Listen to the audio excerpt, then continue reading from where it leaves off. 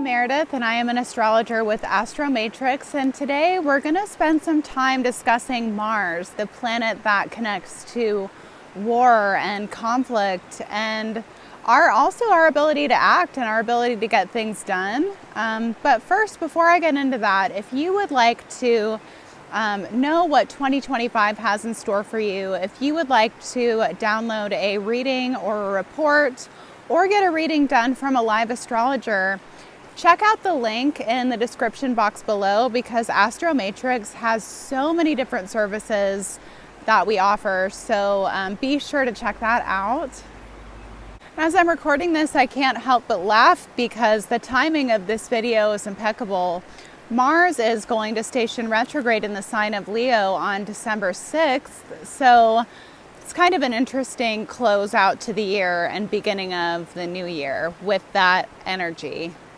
Mars in mythology is the god of war, and in astrology is the planet that connects to, what happens when we have a conflict, what happens when we get upset or angry about something. Mars also has to do with our physicality, sexuality, and our passion, as well as very much just the ability to get things done in life. The inspiration to act and the motivation and the ability to strategize is definitely all Mars territory.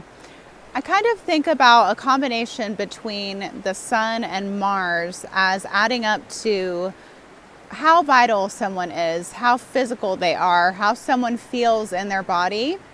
So Mars is a very conscious planet. It's very close up to the surface, actually, though it is very instinctual. But where the moon is maybe very unconscious, the planet Mars is very, very conscious. So it makes it easier to work with if we have a debilitated Mars, or if there are challenges with our Mars in our natal chart, certain aspects that weaken it.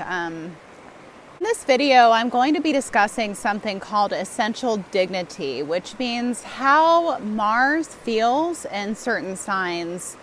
Every planet is going to take on, a different energy in each sign, and some of them feel rather hemmed in. Some of them feel like they can really thrive and express what they are here to express.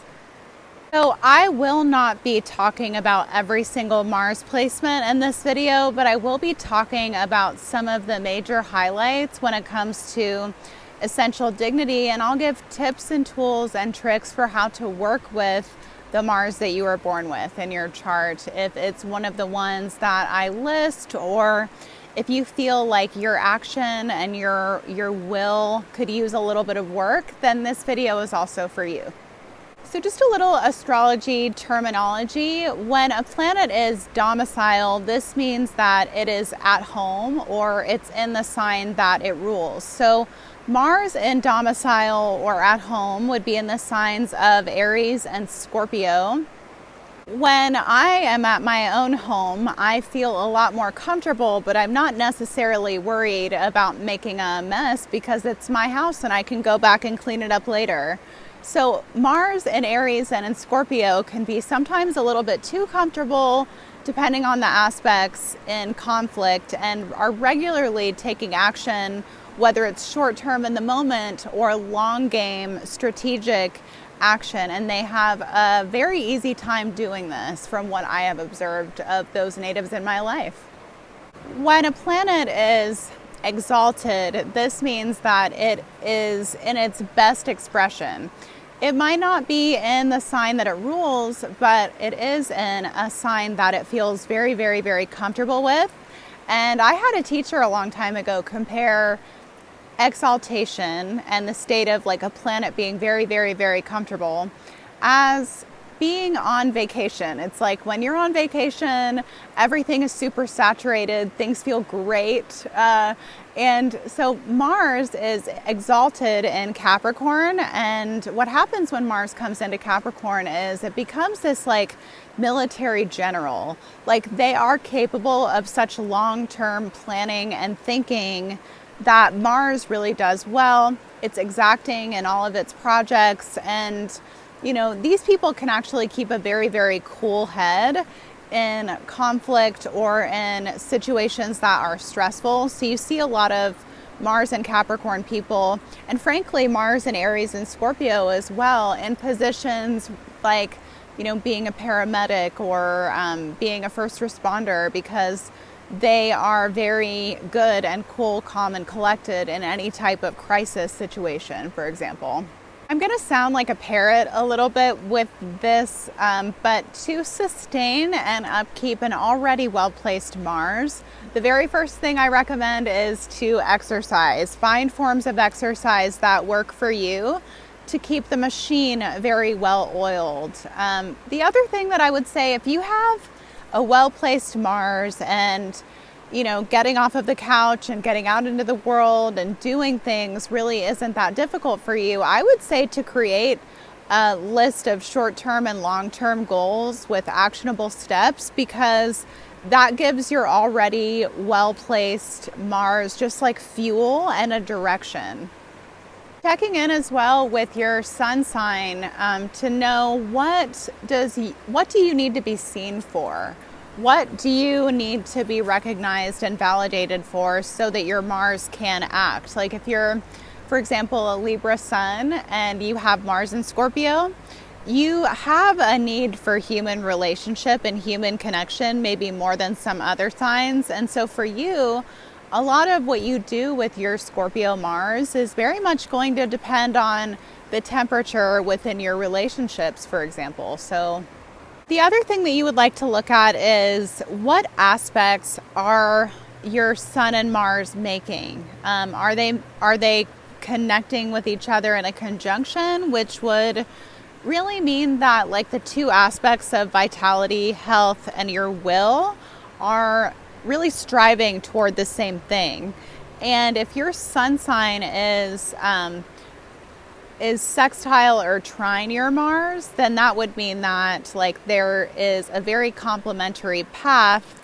But with your sun sign squaring or opposing Mars, you would really want to make sure that all parts of you are on the same page. Like if you really want something in your life, like a job or something, is there a part of you that's going to be trying to sabotage or subvert that? That would be something that I would keep an eye on personally if I had the sun squaring or opposing Mars, which is another really good reason to check out astromatrix.com, because you can draw up a natal chart reading and see what the aspects are from your sun to your Mars. When your Mars is in detriment, sometimes the vitality can be compromised. Mars in detriment is kind of similar to Mars that's in prison. It doesn't feel like it can fully express itself and do what it needs to do because part of it feels locked up. So in Taurus is in detriment, and it is extremely slow to rise. A lot of these people with Mars in Taurus, unless there is something that they are so undeniably passionate about, it can be hard even to get out of bed. And so it's important for someone with Mars in Taurus to make sure that they have their own ethos and their own work or their own purpose that pulls them out into taking action in their lives. It's with Mars and Taurus that we really can see sometimes that speed isn't always the most important objective, because these natives do tend to be slow moving. Slow and steady can sometimes win the race with Mars and Taurus. Mars in Libra is the other planet that Mars goes into what's called detriment in. And, you know, Mars in Libra can sometimes feel disembodied, like it's a more mental Mars. And so there can come with that sometimes like a lack of self-preservation.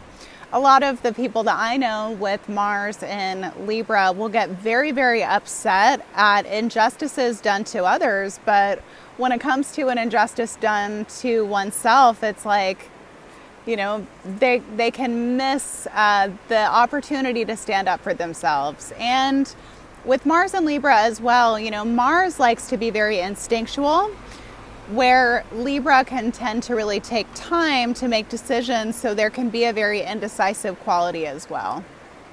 When Mars is in its fall position, it feels like it's been exiled. And so Mars is in fall in Cancer, which means that sometimes people with Mars in Cancer have a difficulty even accessing, even going to that place. It can feel almost impossible to really rein in and to strengthen the stuff of Mars, though I don't believe anything is impossible, and I personally believe that where there is a will, there is a way. Sometimes Cancer can feel a difficulty acting in the moment because it tends to need a processing time. So in situations that require like laser speed, immediate action, Mars and Cancer can sometimes freeze up. When it comes to conflict, Mars and Cancer natives can sometimes hold all of that in, and they can really save up all of those resentments and let them build and let them build. And then when the straw inevitably breaks the camel's back, you know, that person can burn bridges and can plunge their world into darkness just because they didn't communicate in the moment their resentments and what was coming up for them, what was making them angry. A lot of people know Mars and Cancer as a planet that has easy time being passive aggressive. Learning how to stand up for yourself with Mars and Cancer is a hallmark, and you know, learning how to address resentments as they come up in the moment. If your Mars is in Taurus, Libra, or Cancer, or maybe even Pisces, or is hemmed in by aspects, then you'll want to listen to the next part of this video.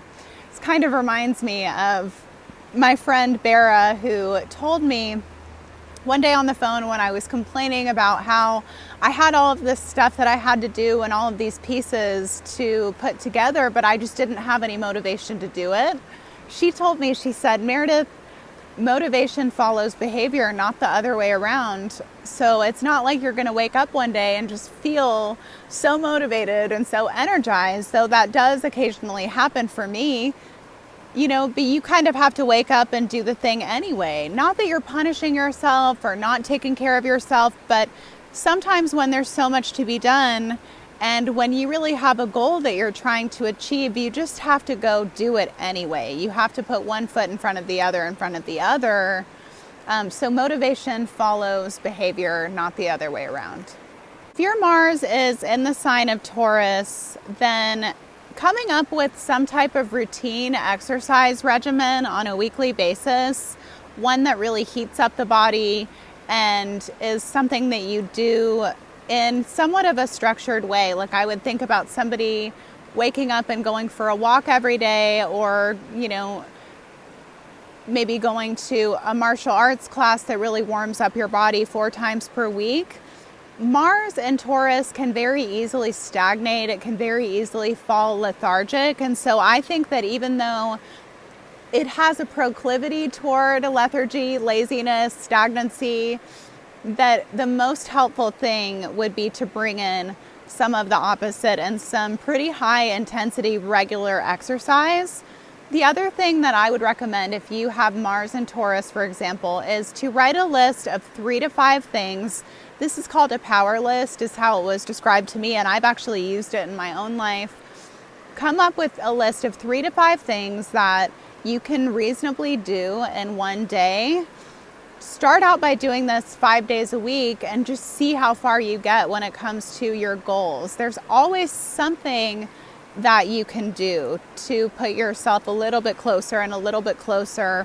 And I feel like as an earth sign Mars, those daily steps that you take are so important and also make you feel more accomplished and more level within yourself.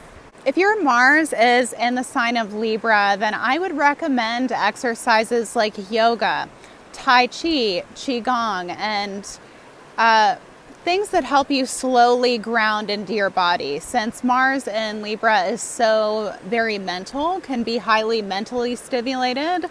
And the other thing that I was going to say for Mars and Libra is to write everything down or to keep some type of journal, because dumping out your mind will be helpful for you in sorting through what you need to sort through to figure out what it is that you have to do.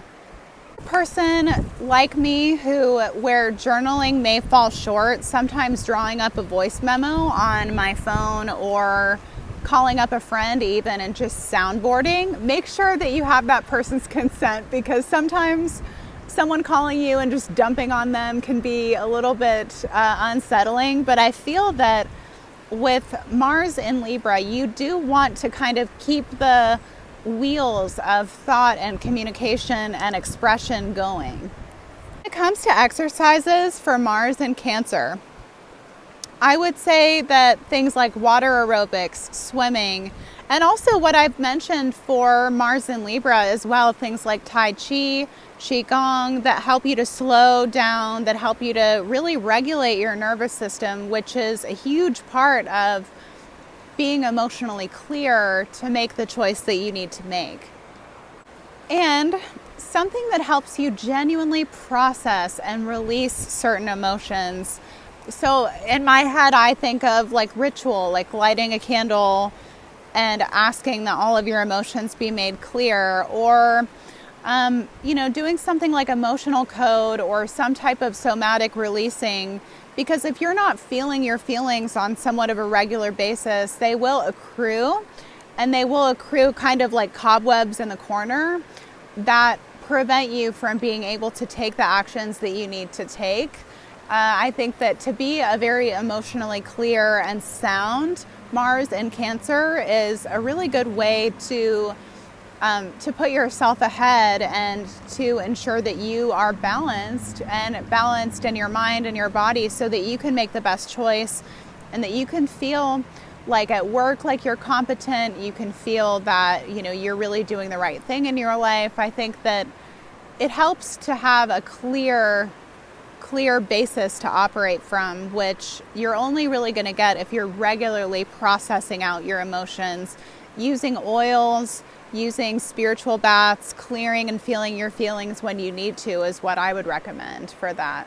Thank you so much for allowing me to come on and educate about Mars and about ways that we can really strengthen our will. And if you're interested, once again, in any type of astrology services, check out astromatrix.com. It's a wonderful website and a wonderful app. And yeah, I hope that you guys have a great day. Drop your Mars placement in the comments below if you'd like me to add a little bit of my own flavor and interpretation on it, as well as any questions you may have for us. All right, thank you. Bye.